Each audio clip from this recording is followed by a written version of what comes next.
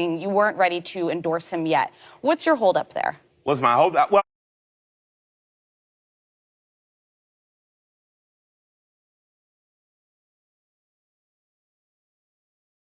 you got some attention recently for being somewhat critical of President Biden, saying you weren't ready to endorse him yet. What's your holdup there? what's my holdup? Well, first of all, I think everyone should focus on hyper-local. We get caught up in the soap opera of federal elections, and that's fine.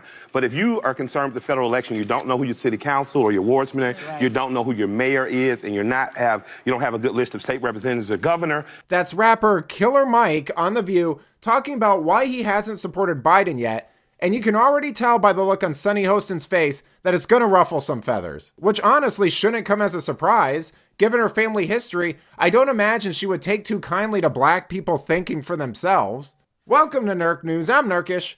Well, it's a day ending in Y, so that means Sunny Hostin did something stupid and obnoxious on The View. This time, it's berating a rapper for not falling in line with the Democratic Party. Shocker.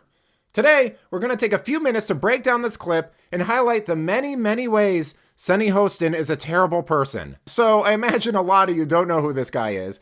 For those of you who don't know, Killer Mike is a very popular rapper. He's also a social activist for the black community. He has a show on PBS called Love and Respect where he talks with people about social issues. He also had a series on Netflix called Trigger Warning where he gave an emotional plea to calm protests against police brutality that were turning violent in Atlanta. Now, this guy is in no way a Trump supporter. He supported Bernie in 2016, but he has said some positive things about Republicans who he thinks have helped his community in some way, and that was enough for Sunny Hostin. Here he is talking about the importance of having gratitude and keeping your imagination alive after winning a Grammy for Best Rap Album. And what does Sunny Hostin do?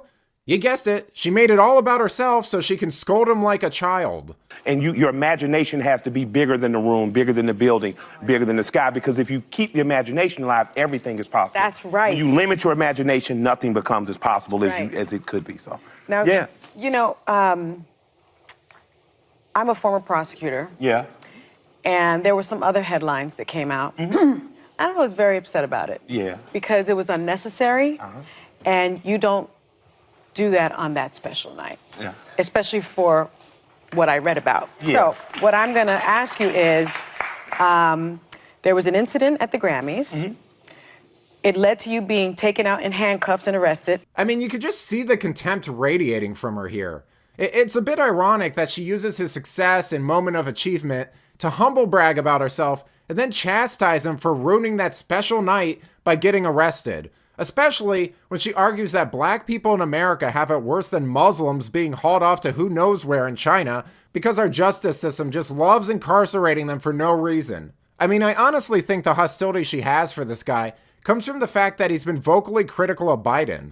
My most important election is going to be in about a year and a half for who's my mayor going to be. I think that Andre Dickens is doing a great job around housing in Atlanta, and I don't want that to be lost. Even though we have a Republican governor, Brian Kemp, I have a good relationship with him. I like what he's done in terms of Georgia business. We've been leading business amongst all states for the last 10 years, and he brought back the Hope Scholarship and expanded it. In terms of nationally, I'm just kind of doing what my grandfather said, staying out of white folks' business and watching what happens. You know, I'm going to see what happens. If there's a candidate that pops up around September, October that needs a push that's really, and policy-wise is good for us, going to jump up. But for right now, I just don't want to be involved in the soap opera because I'm much too concerned about what's going on in Atlanta on a hyper-local level. That's so important. You lost me a little bit with your support of Kemp, but let me tell you this. Not support of some of Kemp. his policies. I mean, that's some misinformation. You cannot like me, but don't lie on me. I saw someone I really respect, a black woman who's a commentator. So you don't support him, you like his policies. Well, I support some specific ones he named. Beyond it, he's the governor of my state, so I have to be involved with him because I can't divorce myself. But let me say this. If you criticize someone, don't lie. I'm not going to not have dinner with the king on behalf of my people. I have to do that. Let me just point some of Biden's achievements out for the black community, right? Well, there you go. I mean, who wouldn't want to join a party that treats you like this? Who wouldn't want to be treated like a child and then scolded the moment you have an independent thought? You know, the way they treat these various grievance groups reminds me a lot of how they portray conservatives. They act like we're incapable of comprehending or respecting anyone who doesn't look or think like us, and then this is what they do when they encounter someone